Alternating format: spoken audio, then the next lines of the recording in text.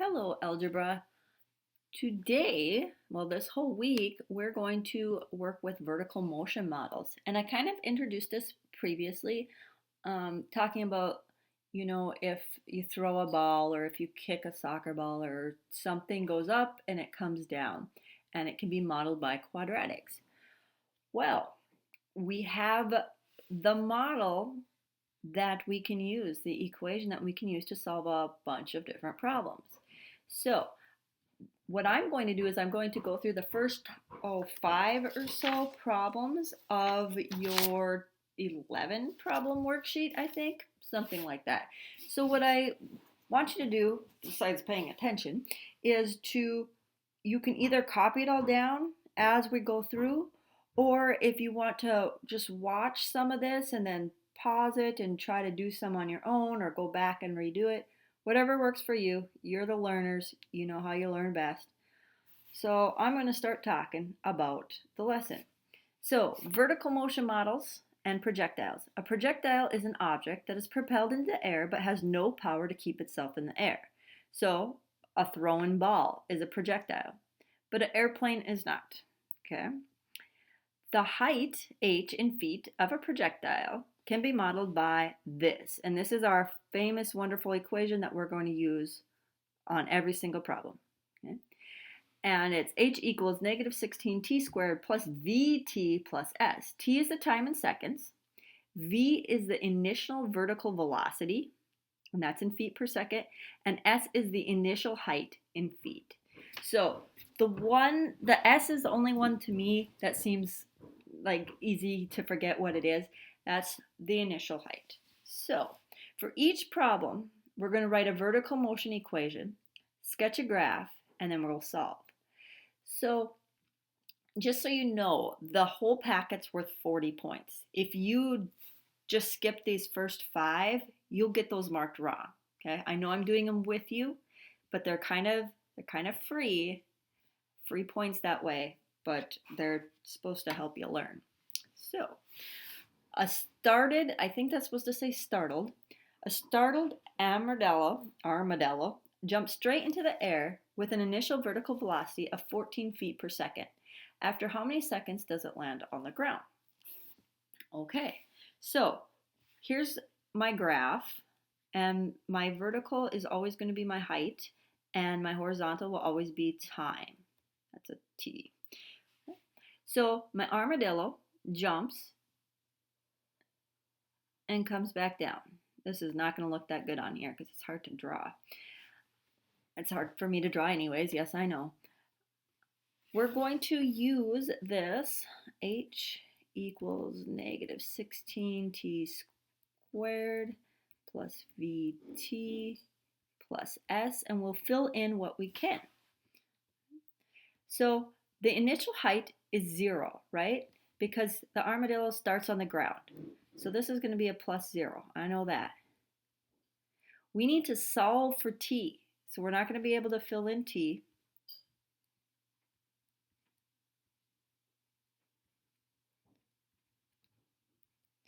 But we can fill in our initial vertical velocity, 14. And then our height is going to be 0 because that's where it ended, okay?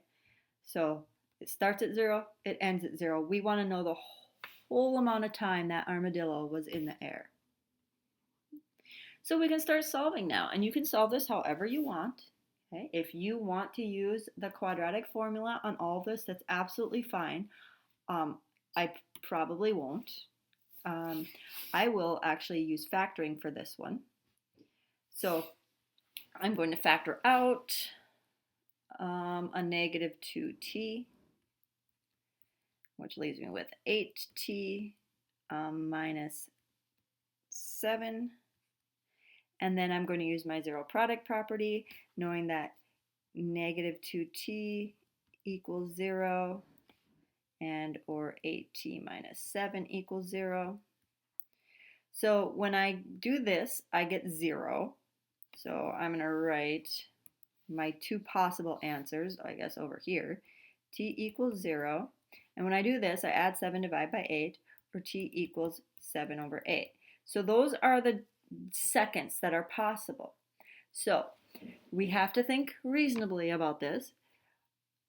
Was he in the air for 0 seconds or was he in the air for 7/8 of a second? Okay. Well, he was in the air for 0 seconds right here. But we're talking about after he lands on the ground. So we need this one. So this is their 7/8 of a second right here. So that's our answer. 7/8 seconds. There we go. Let's move on to the next one. An athlete throws a discus from an initial height of 6 feet with an initial vertical velocity of 46 feet per second. Write an equation that gives the height in feet of the discus as a function of time in seconds since it left the athlete's hand. And after how many seconds does the discus hit the ground? Okay. So we'll start with our original vertical motion model.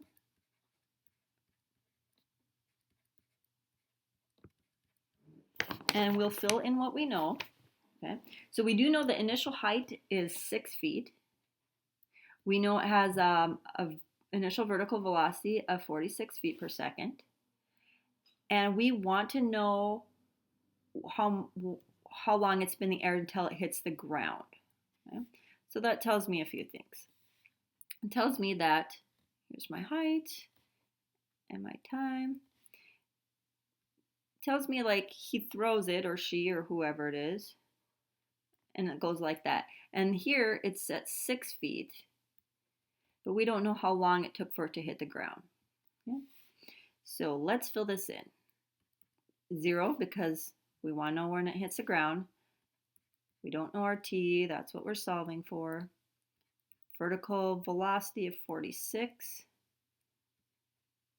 And my s is actually a 6 now, because that was the initial height.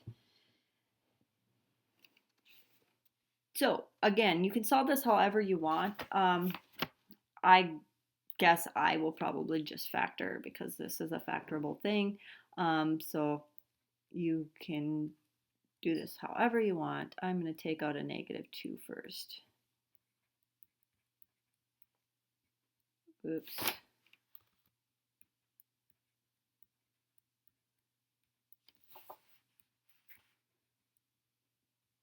So 3.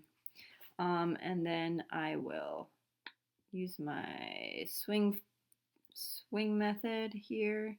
So t squared minus 23t minus 24.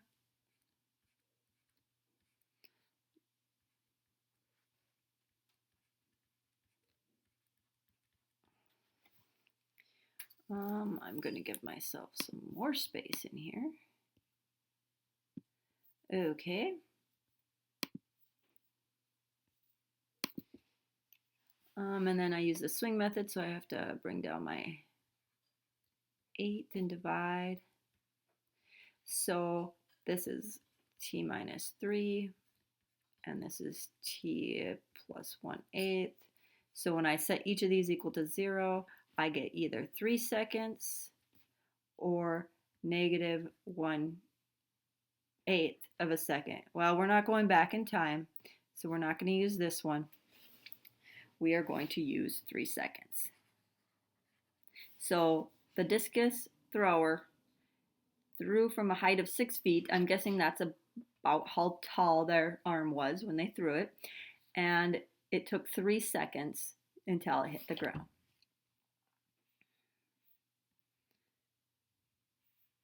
I love how like my numbers are off. 1, 2, 1, 2, yeah, 3. Wonderful. All right, I'm going to give myself more space right away because I know I'll need it. So a grasshopper jumped straight up from the ground with an initial vertical velocity of 8 feet per second. After how many seconds will the grasshopper be 1 foot off the ground? Okay, this one's a little bit different because we don't care about when he lands. So I'm just going to draw my grasshopper jumping right here. It's my height and my time. Obviously, this is 0. And we want to know how long it will take for him to be 1 foot off the ground. Okay, so we'll just pretend 1 foot is, well, that's totally awesome, is right there. Okay. So let's start with this. We will start with negative 16 t squared plus vt plus s, and we'll fill this in. Now, when it lands is not what we care about. We don't care about 0. We care about when it's at 1 foot. So this h is going to be 1.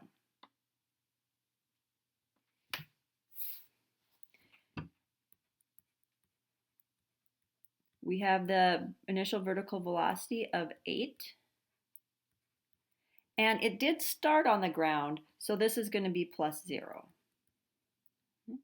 So now I'm going to subtract 1 so I can get 0 on one side.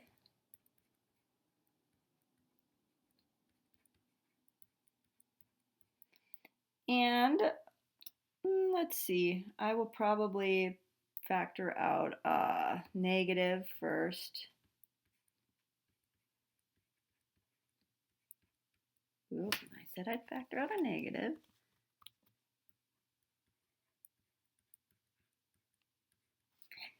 And then I will, again, I'll just use my swing method because I don't know, I just like it. That's why I just don't have to use calculators and stuff.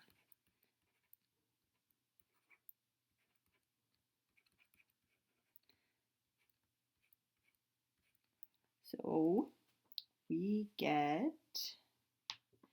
4 and 4, x minus 4, x minus 4. I gotta take down my 16.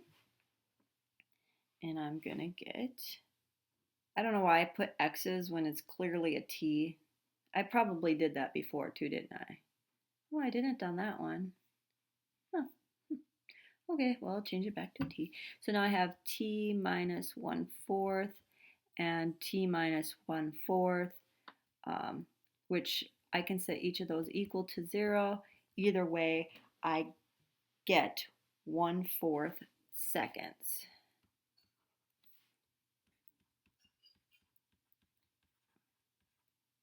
So that means that this grasshopper in 1/4 of a second was 1 foot off the ground.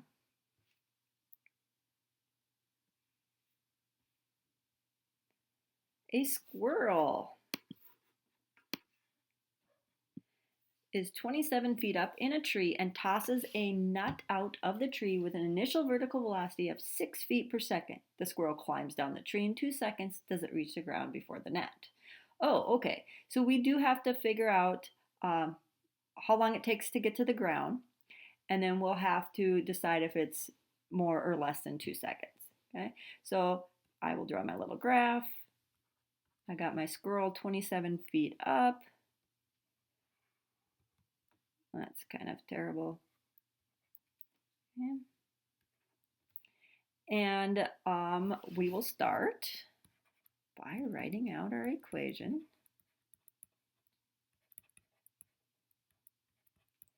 And filling in everything. We want to know when it hits the ground. So we'll put a 0 in there. Our vertical velocity is 6. And the initial height is 27. All right, I will go ahead and solve this one. Okay, this one maybe I'll use, and just so we have this on here, I'll use the quadratic formula.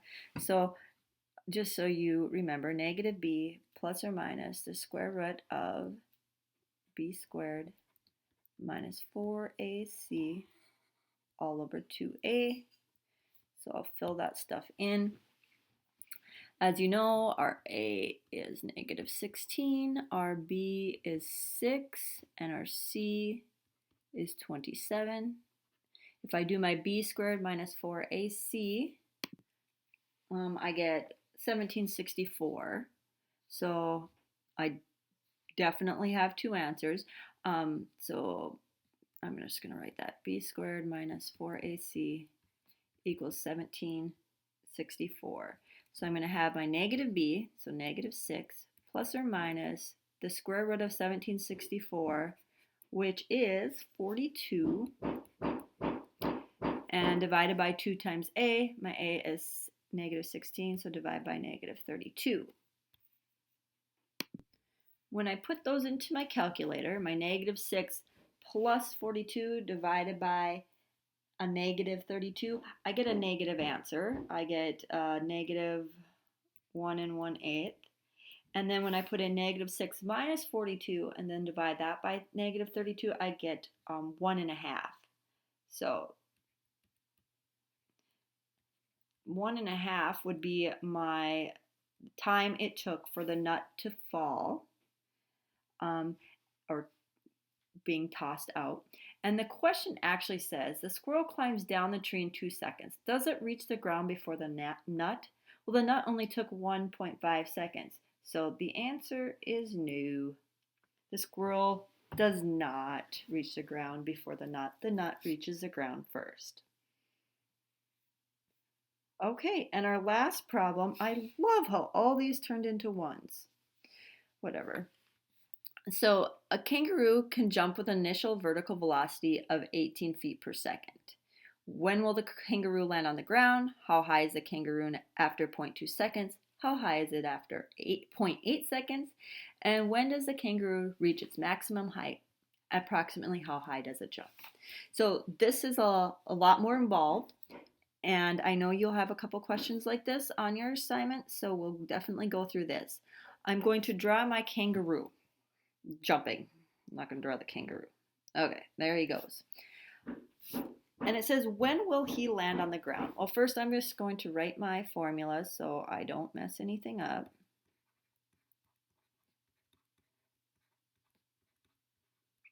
Okay. When will he land on the ground? Well, we need to fill in a 0 for my h then. My vertical velocity is 18. And he starts off at the ground, so I'm going to have a plus 0 here. So I'm going to start solving. I can factor out negative 2t right away. I'm going to give myself some space. Oh, well, that made that guy kind of in the wrong spot. I'll put him back.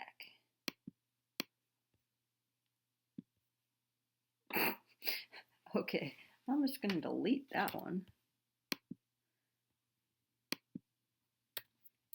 I'll rewrite. Oopsies.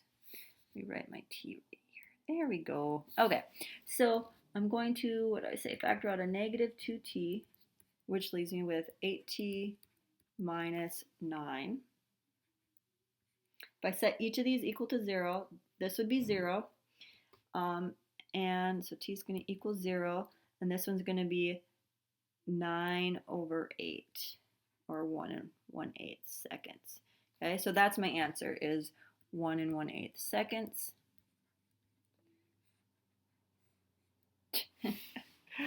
All right, so that would be right here, 1 1/8 seconds.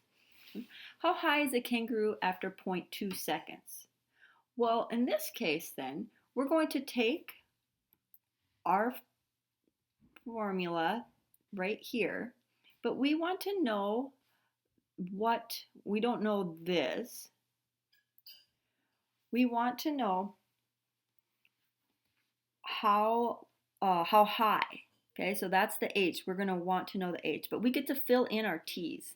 Okay, so we fill in 0.2 for our t's. So my h is what I'm looking for, and now I get to plug in 0.2 for every t I see.